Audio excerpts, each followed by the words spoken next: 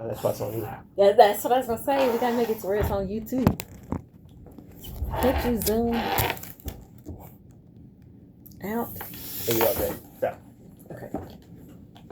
do you know who Patrick Henry is? I know that he was a politician, but I don't know too much about him. Do you know anything about any of his quotes or his significance to history? I know one part was "Give me liberty or give me death." I do remember that being something that he said in one of his speeches. So, what do you believe is the true meaning behind that, and how it truly affected us throughout time? Uh, I think that he was referring to war with Great Britain, and in that, he was basically saying that we need to fight. We either need to fight for our freedom, or we need to just be held in bondage like slavery. So if we're not going to fight to be free and have the different freedoms that we need to have, then we might as well stay stuck in slavery or in bondage. Well, I'm going to read off another quote, and I want your opinion on it, and tell me what you would change about it. Okay. There is no retreat, but in submission is slavery. So that's very similar to what I was saying. So no retreats except for in submission or slavery. So we submit and fight, or we just stay stuck. We have to choose, and we don't want to stay stuck. And as far as it shaping today, I think that us fighting helped get us where we are. We do have freedoms that some other countries don't have, although equality and justice and all those things are not exactly where they need to be for all people. And back in the day when a lot of this was done, it was more for white males, honestly. So, but I do think that it opened the door for other races and other people. So, men and women, minorities, we have more freedoms than we did before, than our ancestors, I guess you could say. I truly like your opinion on that, and I kind of messed up on it. I didn't realize it was a full sentence for you, so my bad. Okay, it's okay, it's okay. I'll reread that part and Okay. the rest. He said, "There is no retreat but in submission to slavery. Our chains are forged. Fear clank may be heard on the plains of Boston. The war is inevitable, and let it come. I repeat it, sir, let it come." So we can't avoid the war. We got to take it head on. So there's no point in trying to act like it's not coming. It's here, and so now it's time to fight. That's what I get out of that. And so we've got to stand up. If we want to say that we want these freedoms, we want to say that we want justice, then we have to do our part. So what I'm getting from what you're saying is that for us to get what we need or what we want as humans, we have to fight for it. We have to fight for it, and that's honestly how a lot of things have happened. I'm not saying that it has to necessarily be violent, but just today we do have to fight. Me being with the NAACP, I know that that's National Association for the Advancement of Colored People. That's one of the things that we have to do is in order to have what we would consider to be equal rights, even though it's not equal, we have to fight. And we can use our words, we can use our actions, but we don't have to be violent or physical, but we do have to stand up. And there's a quote that I really like, and it's "Courage doesn't always roar, but sometimes it has to." So sometimes to be courageous, you have to stand up. You can't be quiet if you want change to happen. That's a very good perspective on what you're saying. And throughout the quote I said so far, if you can change one thing about it or switch it up in a different type of manner, what would it be, and how would it be? I think that it would be great to see it written in, I want to say plain English for today, so that the younger generation could process it a little bit more and understand exactly what it's saying. So relate it to today's terminology. Like I'm saying, stand it. If you want something, you have to fight for it. So making it plain so everyone could understand it. Because that's very understandable. And I like how you explained that. Thank you. Mm-hmm. The other quote is, "It is in vain, sir, to execute the matter. Gentlemen may cry peace, peace, but there is no peace. The war is actually begun. The next gale the sweeps from the north will bring to our ears the clash of resounding arms. Our brethren are already in the field. Why stand? Why here idle. What is it that gentlemen wish? What would they have? Is life so dear, or peace so sweet, as to be purchased at the price of chains and slavery? Forbid it, Almighty God. I know not what comes, what course others may take, but as for me, give me liberty or give me death. That's it. That's the part I was saying that I remembered hearing. So again, he said, we cry peace. We say we want peace, but we're already in the fields. We're already ready to fight. Or they're already here. The war is here. We've got to do this. Like, there's no backing down at this point, because we're not going to get anywhere if we do. And we can't just stand here idly, because if we do, then we either fight or we remain slaves or in bondage, like I mentioned earlier. So we've got to get up and do something. That's what I kind of get from that.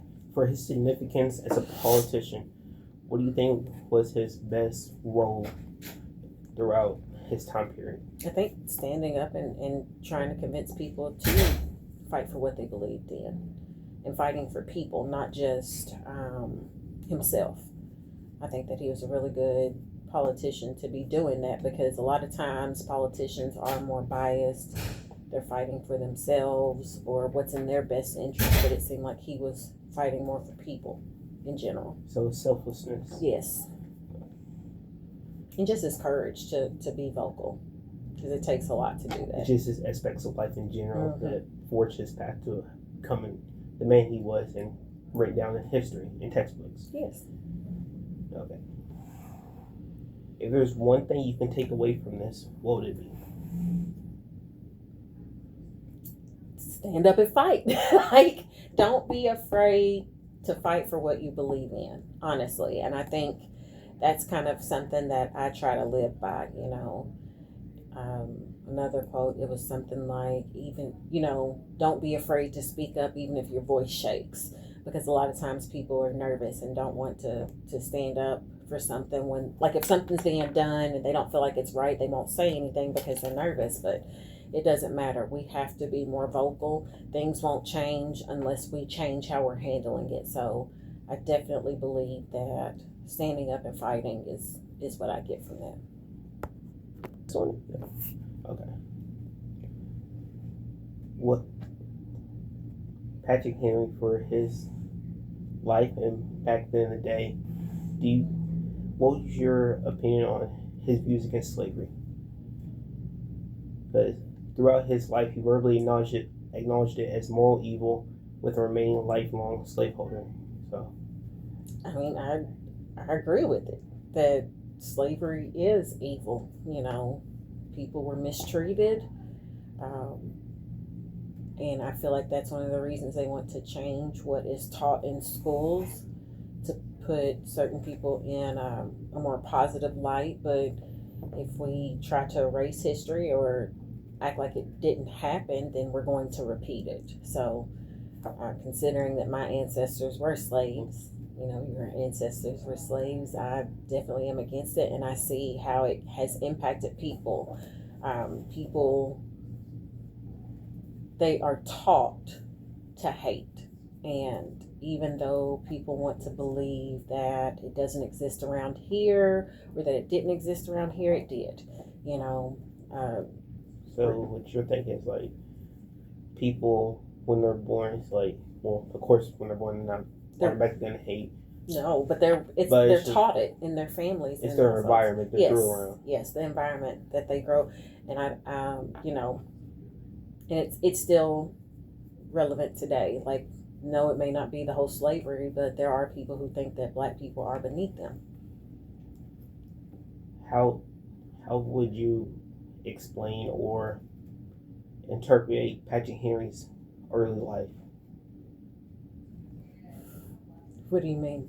He probably, as like, far as if he from was his environment. So him speaking against slavery, people were probably against him because they felt like it wasn't, you know, morally evil or wrong. They felt like they were paying, and I know there's someone who said, you know, it was expensive for them to pay for people, but no, like, we're all paid to work now, but the conditions in a lot of places are better. There are some, they still have anti-slavery laws and stuff in the workplace that are going on, and people petitioning that. So it still exists in some fashion, but he was very brave to be as vocal as he was and speak out against it. Oh, very. Because I know there's some things where he struggled in his early life. He was a failed businessman at one point, farming ventures. Then he even taught himself law. So throughout those, very determined. Very, you took words right out. This might be a little bit off topic right here, but did you know he had 17 children? Good. No, Jesus. 17 children and two different marriages. Women. Okay. No, I didn't. He was busy. Very busy. Do you know if any of them were twins, triplets? That I don't know. Okay. His first marriage, he had six children, 3 boys, 3 girls. Okay. Then after that, he had 7 boys, 4 girls. Oh, that's a lot of fighting in the household. Ooh, it's a lot of children. Imagine Christmas. I have 1 and I'm struggling, so I can't imagine 17. I couldn't do it. So, throughout this entire interview, what would you take away from it, and how would you explain for audience? That I need to do more research and learn more about history, honestly, because I know I said that if you don't know your history, you're going to repeat it. And even though we are taught things, we still have to do our own research. We still need to follow up on it. So instead of scrolling on social media, I need to spend a little bit more time in the books, reading and learning a little bit more so that I can be empowered to do more. Well, there's also a few things you can learn from online. Especially for nowadays. Yeah. So people repeat. When I say the somehow books, repeat the mistakes. Correct. But they don't realize they're repeating it. Correct, because they don't see or know that they wasn't truly taught it. Mm-hmm. Especially in the younger generation nowadays, they do things that they learn from my generation, which is kind of sad. Right. So. And I think a lot of it is you don't realize it's an issue until it happens to you or someone close to you. And that's how a lot of people are taught. They don't realize the impact it can make or how hurtful something can be until they're in it and they experience it. Yeah, I had to learn that the hard way multiple times. Yeah. Growing up, like I was kind of a douche, can't lie. So, way I experienced death, I didn't really take it seriously. I didn't really, because I always went around people that I didn't really know who passed. My mom knew them, but I didn't. So I was like, okay, I don't really want to be here. Correct. Then met my Uncle Sonny. At the time, I didn't realize he was going through things because he always had that smile. Then they say no, suicide. So that point in time, it was hard. Then, as you see throughout the years, you realize it's very serious, and people are hurting and don't realize. Yes, that's how I felt with my dad. He passed in 22, and that was the first person I lost who was close to me. And it definitely opened my eyes, and I have a different outlook on death as well. It's because recently my cousin Tasia just passed too. Correct. So yeah, and speaking of, I mean that goes with this. You know, I know how they've tried to portray it, but I'd like to see them with the investigation because that was not. She didn't do that. She didn't do that to herself. And it's kind of like we were talking about history going back in it. I don't care what they say, that was not suicide. Self-inflicted. Way history is now? Yes. Our future is looking. It's looking a lot more and more like the past. It is. We're going backwards. So instead of us progressing, we're regressing. Exactly. And from what I heard recently, my generation, Gen Z, is the first generation to actually be, I don't want to say dumber, but dumber than the last generation. Because from my vision, from my vision and from what I've seen throughout my years, there's people that I grew up with personally who I know still doesn't read as well they should, especially on the level they should as nowadays. Because of technology and all the and their attention span just sunk. So I would say thank you for the interview, and any last words? No, you're welcome. Great project. Thank you.